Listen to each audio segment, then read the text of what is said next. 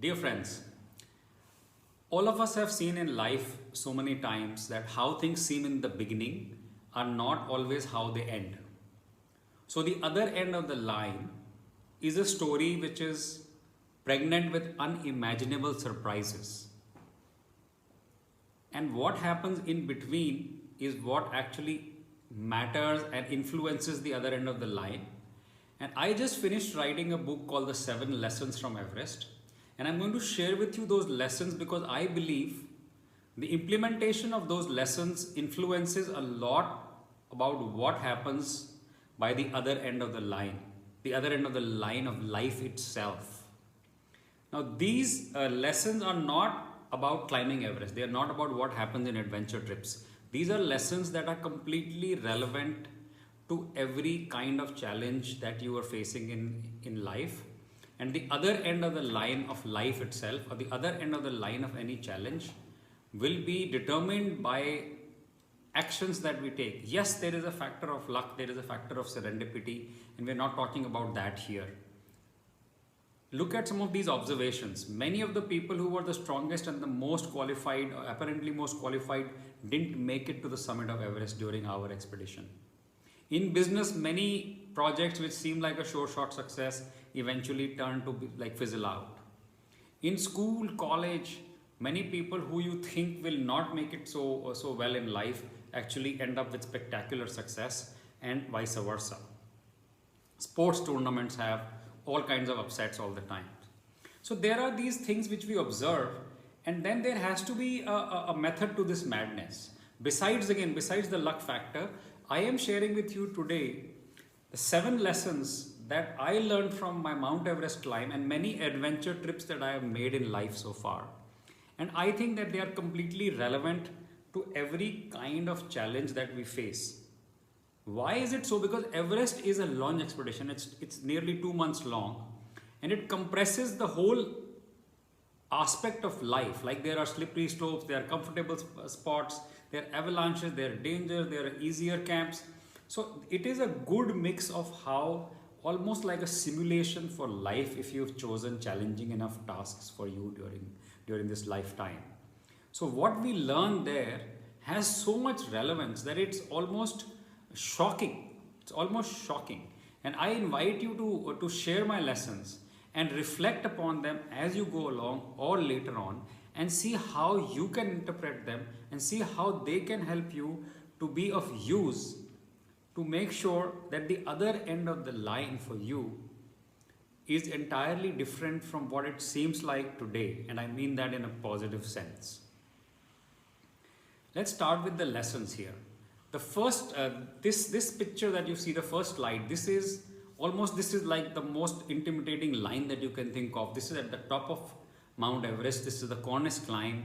And what will happen by the other end of the line is that either you are at the summit or maybe you perished. This is still about 3 hours away. But let's get down to the lessons. This was just a visual I wanted to share with you with the visual. And the lesson number 1 is what I call passion plus preparation is equal to performance. This slide here describes the idea, but let me explain. What I mean is that we end up saying a lot of times that we are very passionate about certain things. But are we supporting that passion with the sacrifice and discipline that it takes to prepare for things? So if there is a goal, if there is a challenge that we are taking, and we want to take that challenge, but without the discipline for preparation, it will be difficult. And without the passion that you have about the goal itself, it will be hard to remain optimistic when challenges are thrown at you. So preparation makes you prepared and optimistic, and the passion makes you enthusiastic while things become difficult. If you combine both of these, success is a much more likely outcome. Lesson number 2 is what I call the power of focus. What do I mean by the power of focus? There will always be situations, no matter what challenge you are after, there will be situations which seem really, really depressing. You're surrounded by dangerous parts. You look at the ladder climb photos, look at these pictures that I'm sharing with you on the screen. There are, if you look to the left or the right, you will fall in the crevasse. But there is that little rung of the ladder where you can step and pass through. So our focus has to be so sharp on the opportunity that threats don't bother us, threats don't destabilize us. If we can follow a certain degree of power of focus, and we can, ignore certain kind of things while we are following our passions and goals, I think that the other end of the line will be a very different outcome for all of us. Look at this image, which is the crowd at the Hillary step. Also another line here, but the other end of the line for me was the summit of Mount Everest. I had to be focused on the fact that even though it looks intimidating, even though it's very dangerous, what you don't see in the picture is a 6,000 foot into Nepal or Tibet. But the other end of the line here is what is drawing you. And with the focus on just putting one step ahead of the other, you can actually get there. Lesson number 3 is that scale should not scare us. So once we have decided on an object, Everest for instance, or any other project, Everest, you first see Everest about 45 days before you reach the summit. And it's a little speck in the sky, sharing with you this photograph from the trek to EBC, and you see the mountain in the middle with the plume flying off from its top, like about 11 o'clock position from the center is Mount Everest. That's the first view, or nearly the first view of Everest. And after that, about 45 days later, see this view where the person is climbing, and the last view on the left is the pyramid of Everest. That is the last day's job, and it's still massive in your face. The scale of our ambitions or ideas or challenges should be energizing us. Everest never becomes smaller.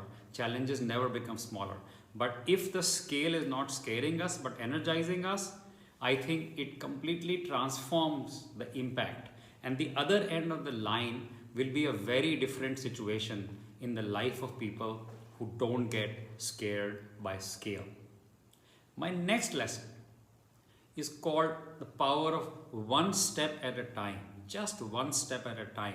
The ability to break down a complex and a massive task into smaller tasks which add up to the final conclusion, I would say is one of the most important weapons in your arsenal against challenging goals.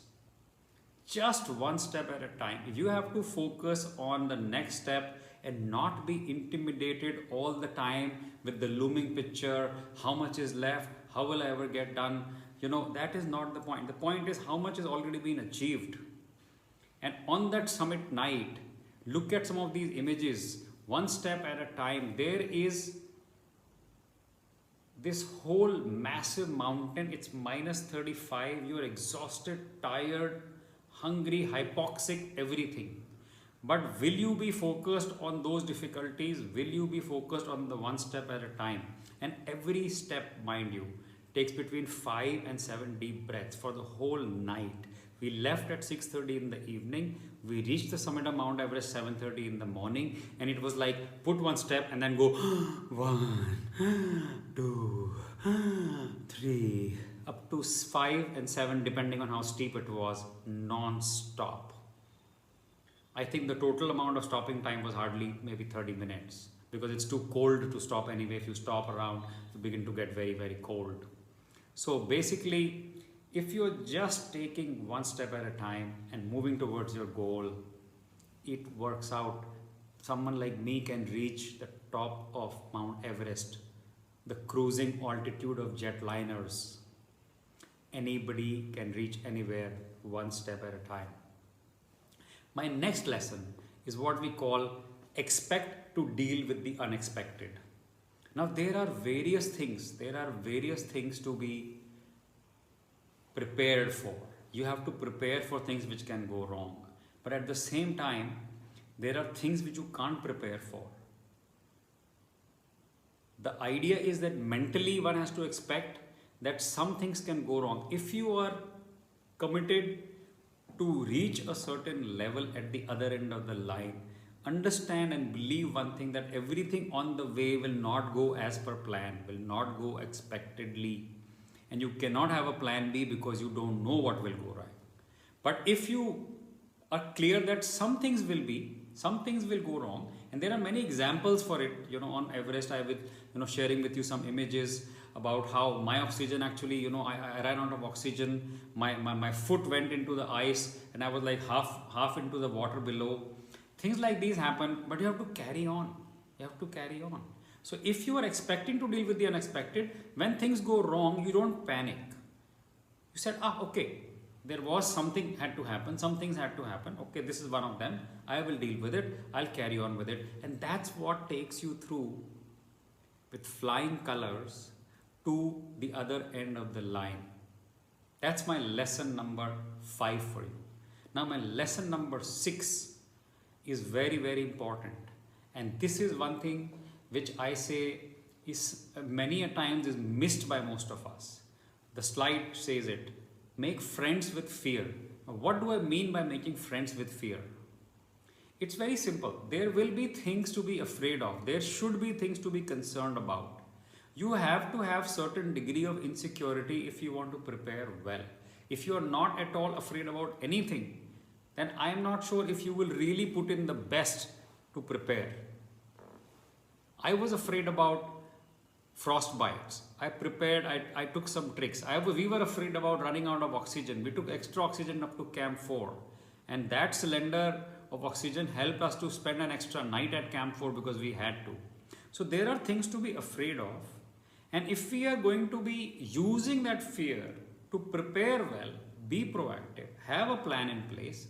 So while there are some things which are going to happen unexpectedly and you cannot plan for those, but at the same time, there are things which you can be prepared for by making friends with those fears, by not being immobilized or panicking because of those fears, but accepting those outcomes, accepting those things to be afraid of, and then preparing very, very well, taking the advice.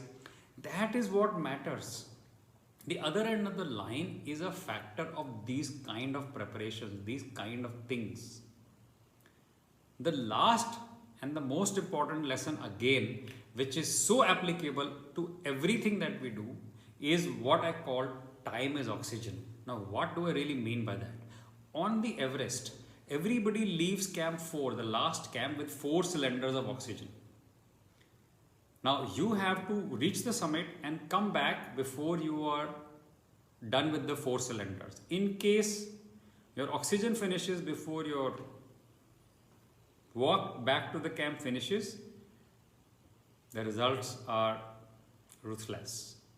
Karma and time are really, really mean thing. Time does not stop for anybody. Karma does not spare anybody. And understanding the value of time is what makes a huge difference to the other end of the line. I am going to present to you the idea of the compounding power of time. Just like we all understand compounding power of money. How about the compounding power of time? Imagine 30 minutes a day saved by planning better or wasting less time. That 30 minutes of a day compounded over about a couple of decades has an enormous impact on the other end of the line. That is what champions are. They are not magical people.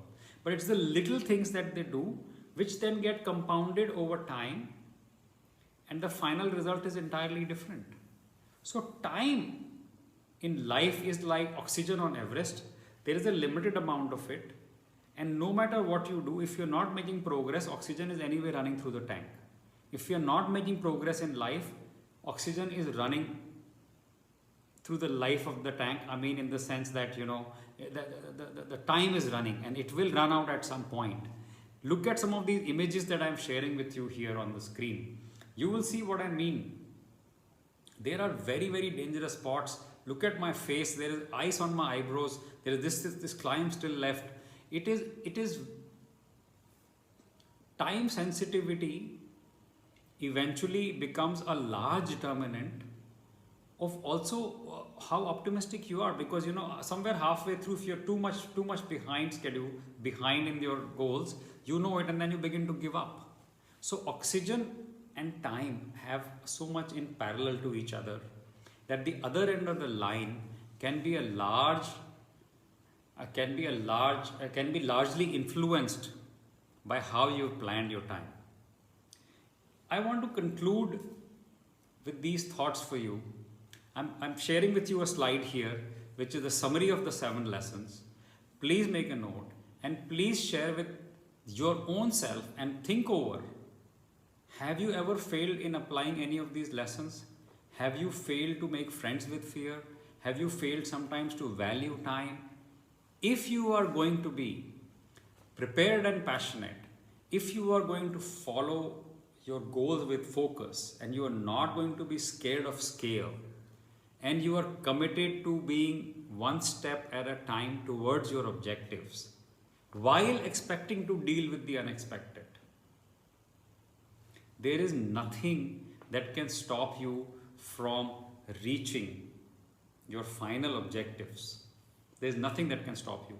I want to emphasize again that while these lessons have been learned on Everest or on other adventure trips, but they come across over and over again in business and life too. These things happen for everybody. So if you are interested to look back at the mirror that life will put at you at the other end of the line of life, and you want to be proud of what you see in the mirror, use these 7 lessons, use your ideas, be committed to it, and you will see that the other end of the line will treat you entirely differently. Thank you.